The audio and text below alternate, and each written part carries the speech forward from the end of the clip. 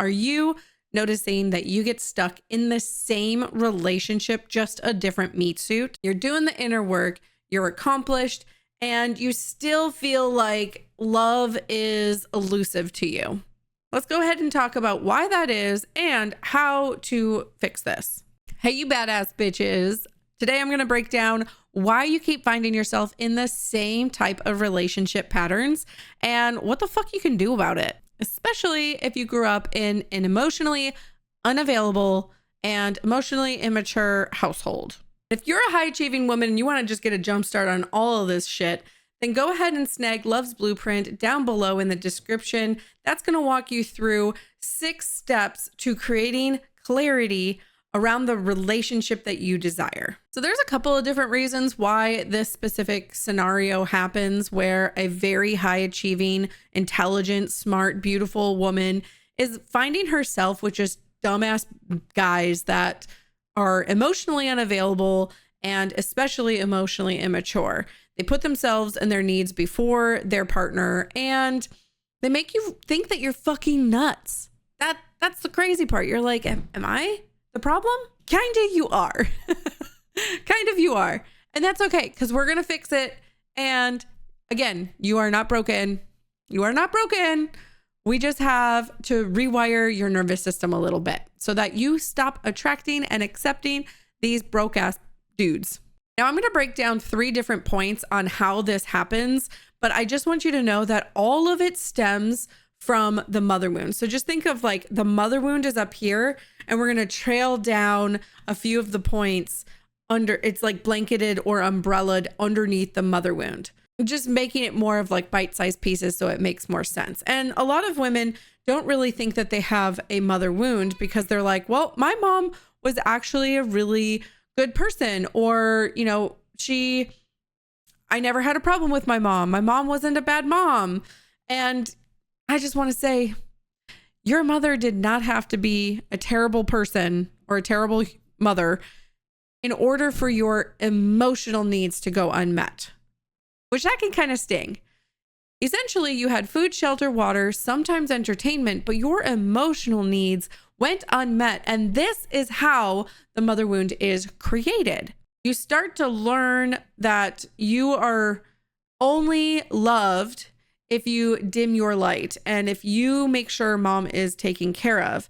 But then what happens is you copy pasta that and project it onto all of your relationships that you are attracting and calling in and accepting, and it perpetuates the cycle. You're like, why are all of these people the same? You think, oh, it's because I have daddy issues, but really it's mommy. Which leads me to point number 1. First, the mother wound and overachieving. When we think about the mother wound, again, it is just very simple. It is the pains, wounds, and experiences, beliefs that a mother holds, and she passes those down to her children. And the children take those on as their own, and that's why there is a lot of generational trauma. Like we think, oh, my mom went through this, I went through this. But now a lot of people are, what we hear is breaking the cycle, which that's a whole nother video I would love to talk on, because we shouldn't be talking about breaking the cycle, but I digress. So let's talk about overachieving, because many of us are very driven, very focused on our productivity, so much so that we actually tie our productivity to our worth. And this is where we get into that limbo of being in a relationship, trying to give and do and provide for this partner so that they choose you to be wifey material. However, you're in your masculine. Overachievement, achievement in general, is the masculine energy. And when we are trying to overachieve, this is proving we are worthy, which nobody wants to fucking be with somebody that's needing to prove that they are good enough. You've probably experienced a relationship where the guy was very clingy, stage 5 clinger, and you were like, ew, David, like, go away. And that is because you could sense that proving energy. So a lot of the guys that you are calling in are going to want mommy to take care of them. So how did this come about anyway? in your life as you were growing up. So this is when we had emotional neglect. So as I said, you had food, shelter, water, sometimes entertainment, but your emotional needs went unmet, which then created this dynamic of like you needing to dim your light. So let me paint a picture real quick, stemming from my own childhood. Okay, fine. I'll stem from my own childhood. Ugh. Okay. Actual scenario here. When I was in about 4th grade, I moved to another school. And in this other school, these girls already had their friend group and it was pretty established and I was the new kid. And so it was pretty awkward because it was a smaller school. There was probably like 25 people in this school. And I just felt like I didn't fit in. And these girls already had a birthday party that their parents had put together and planned. And they were going somewhere. Let's say it was like the skating rink or something, but they could only pay for a certain amount of kids. I was not invited. So I shared this information with my mom, and I remember there were some other things that I had shared, and she's like, "Oh, they're just jealous of you." Awesome. That is a cool thing to think about now that I'm 38. But at the ripe age of 10 or 12, that doesn't make you feel good because one, your prefrontal cortex is not fully developed. So your logical thinking brain, which is the prefrontal cortex, does not comprehend the emotional situation in a logical way. All I know is that I'm hurt. And so this shoved away my emotions. Do you see that? Like my concern I brought forth, it was met with, "You're good. They're just jealous of you. I don't want to deal with your big emotion. I don't know how to support you with your big emotion," is really what it is. My mom's not a terrible person, right? You guys don't have bad moms. It's just that they weren't equipped with the tools to help us understand how to actually regulate our nervous system in that way. So she was like, "They're just jealous of you." And I'm sure that's probably what her mom and dad had said to her. So she's just like regurgitating the information from what she's already been told in her own life. So she's like, "Here's your stuff. Keep it with you." Okay. So now I'm thinking, "Oh, I'm too much and I'm not good enough." Right. And so typically I would go to my room and cry and journal my heart out. "Dear diary, they didn't like me again today." Another one is, crying. That is very alarming for a parent's nervous system. My son had an issue yesterday where he pinched his finger. I don't even want to say pinched. He like literally slammed his finger in the sliding glass door. It was stuck. He couldn't open it. He was just bawling. And I came running out there frazzled and I don't know what to do except for like holding him. And like, I just want to take his pain away. So like the parent wants to be there for their child, but it's so uncomfortable that they're like, "Shh, it's okay. It's okay." Trying to shush the kid so that they feel safe. The parent feels safe, right? If the kid stops crying, I'm a good parent. So we again are tying our productivity, get the child to stop crying, to our worth. If I get the kid to stop crying, I'm a good parent. No, that's not how this works. We get to actually co-regulate with our children. However, that's not how that happened for me. So a lot of the times it was go to your room to cry, or I'll give you something to cry about. Stop crying, or I'll give you something to cry about. I just cried, and then I would storm up to my room and then pack my Aladdin suitcase and come downstairs and hide it behind the couch and then go under the dining room table because there was like this little cloth that they couldn't see me. I'm sure they probably saw me. Nobody came to look for me, which made me feel even worse, even more not good enough because nobody came to find me. They probably already saw my feet. Needless to say, all of this wraps up into how overachievement then becomes your identity.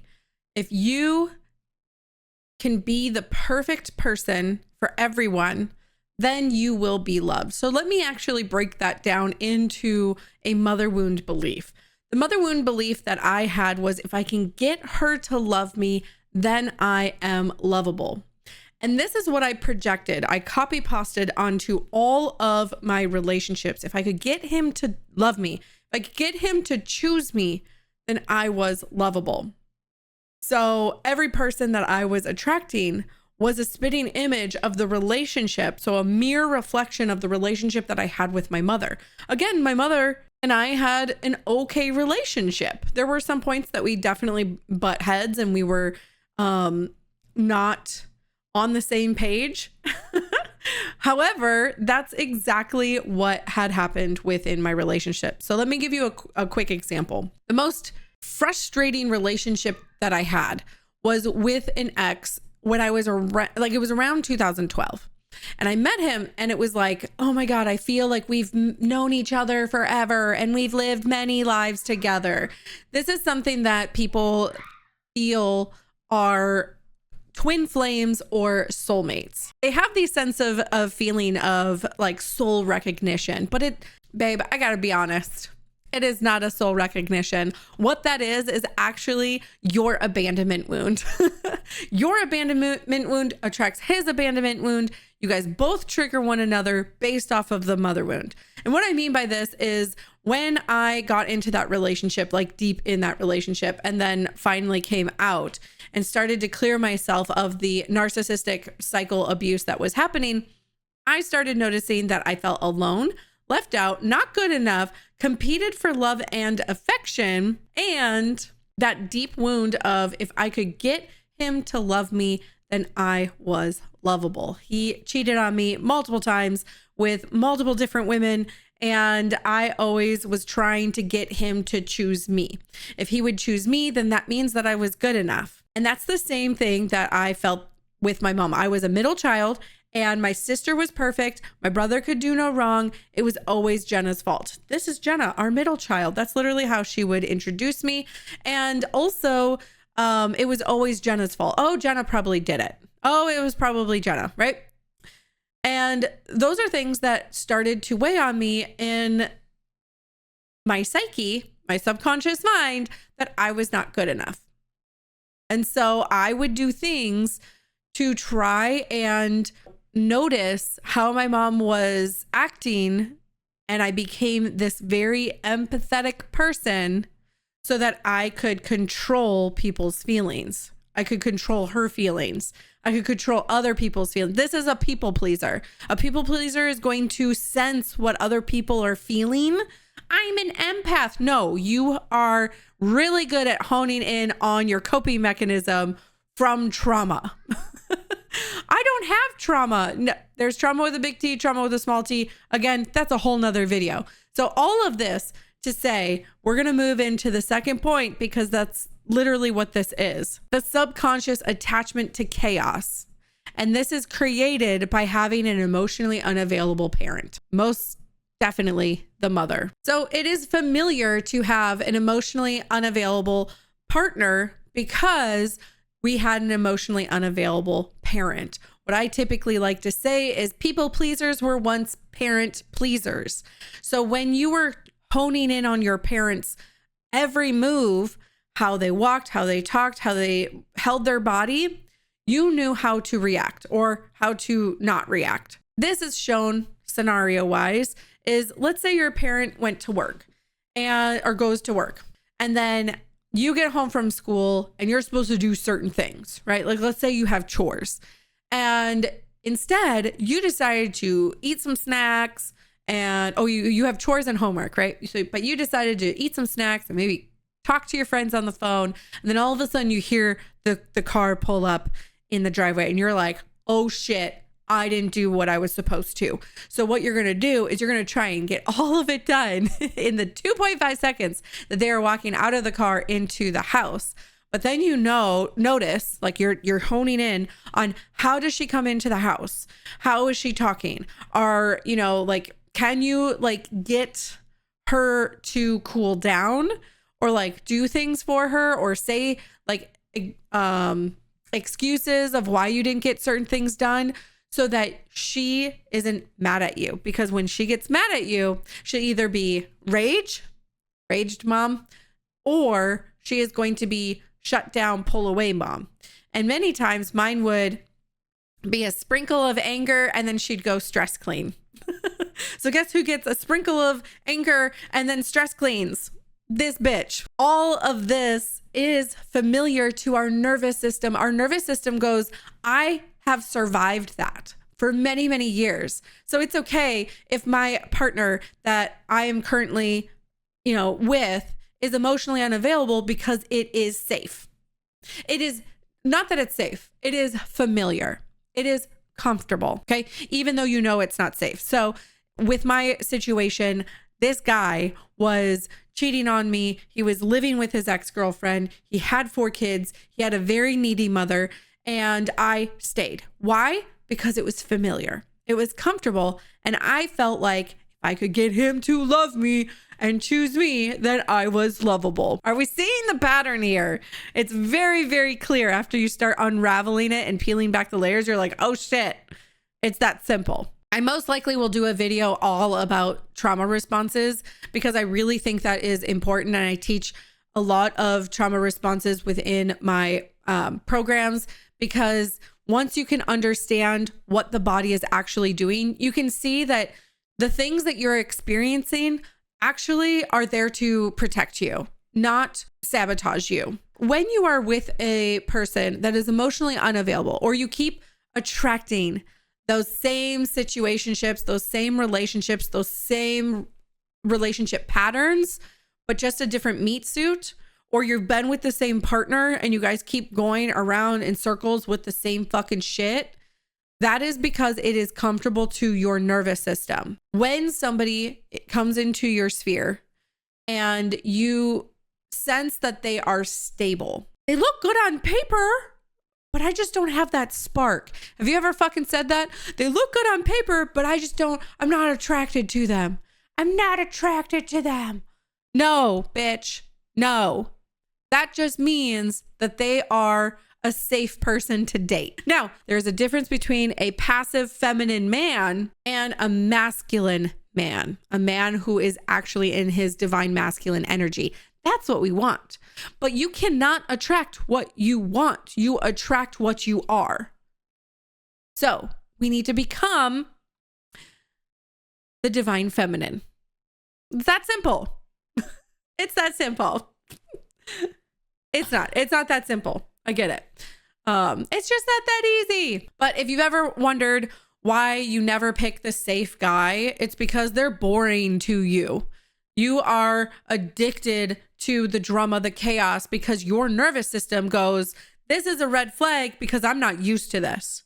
So that's why we choose the people that are unhealthy for us, because we already know how to handle the chaotic mess. And that's something that we need to rewire within the nervous system, in the body, to start allowing you to get into the rest and digest, into the divine feminine, embody safety in your meat suit first. And then you're going to be an energetic match for a man who's already embodied in his own masculine. And again, I just want to say real quick that men and women both have masculine and feminine energy, but it depends on how well you can regulate your nervous system in order to slide easily between the two. So tying this all together, we have this achievement focus. We are very driven. We are very, productivity based, which starts to wear down on our physical body. We have high cortisol. We start to have a specific posture that's bent over and our head's tilted forward. Our hips are hurting. Our upper neck, shoulders are hurting. We get massive migraines. We now have autoimmune disorders. PCOS is at an all-time high. Infertility rates are at an all-time high because women are too much in their masculine energy. And this is all based off of not having the regulation tools that we needed when we were children growing up, when we were living with an emotionally unavailable parent.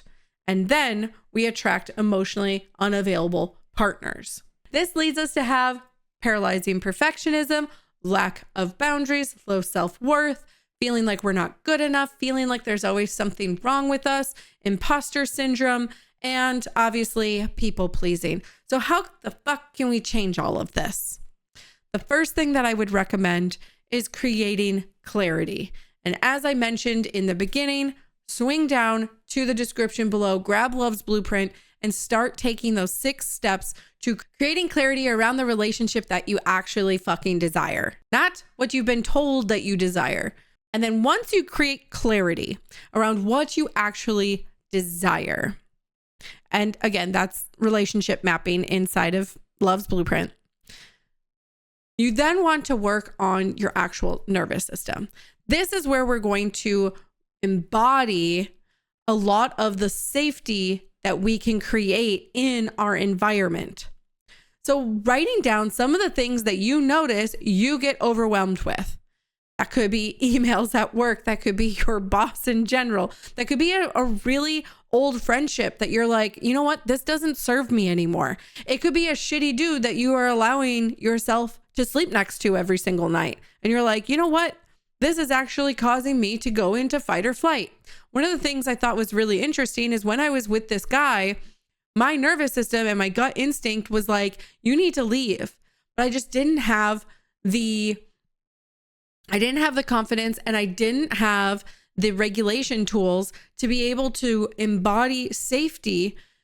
And when I would go and do things such as hypnotherapy or yoga or meditation, and then I would feel so good. I'd be on cloud 9 and I'm like, oh my God, my life is so amazing. And then I would get to our house, because obviously I moved in with him. I'd get to the house and all of a sudden it would all go away. And I would be back in fight or flight. And so we need to find these things that are causing us to have survival mode kick on. So write a list of all those things and then see the things that you can actually change. Like one of the things is what's your nighttime routine look like? With our nighttime routine, that moves into our morning routine. So if you're going to bed like 11 o'clock, 12 o'clock at night, but you're doom scrolling, that's going to cause more fight or flight in your nervous system.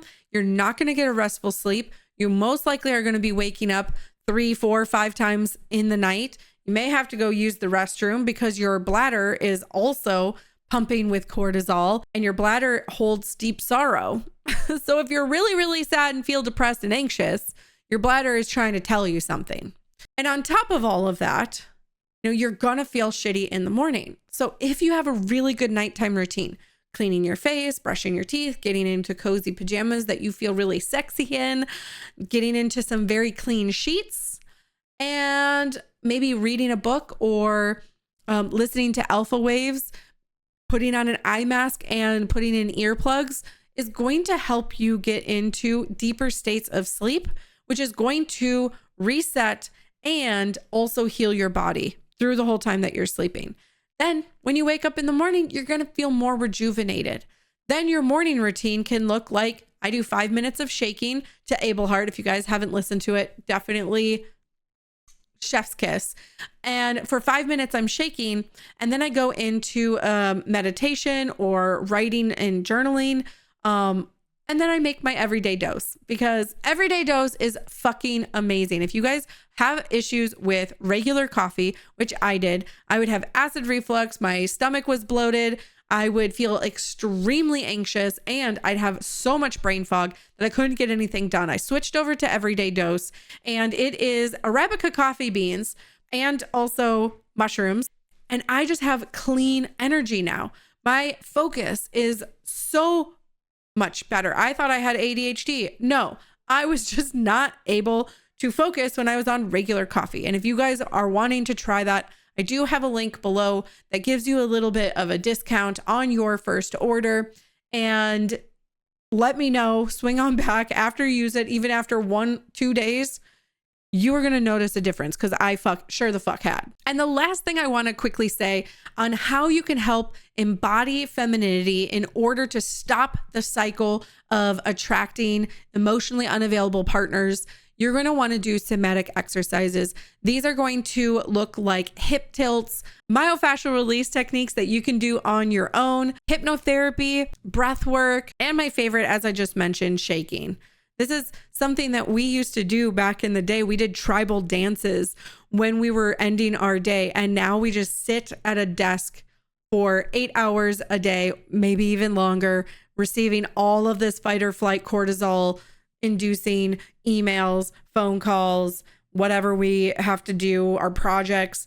and then we go in, we sit on on the couch, watch TV, that also spikes our cortisol levels because of the shit that we fucking consume, or you're doom scrolling. If you ever find yourself watching TV and doom scrolling at the same time, you definitely have a cortisol issue. And if this resonated with you, make sure to swing by next week. We're going to be breaking down the mother wound, what it is, and how to begin to heal it. Don't forget to like, subscribe, and hit that bell so that you don't miss another episode. And like I mentioned, grab Love's Blueprint down below. That is going to be my 6 steps to help create clarity around the relationship that you desire. And always remember to geek responsibly.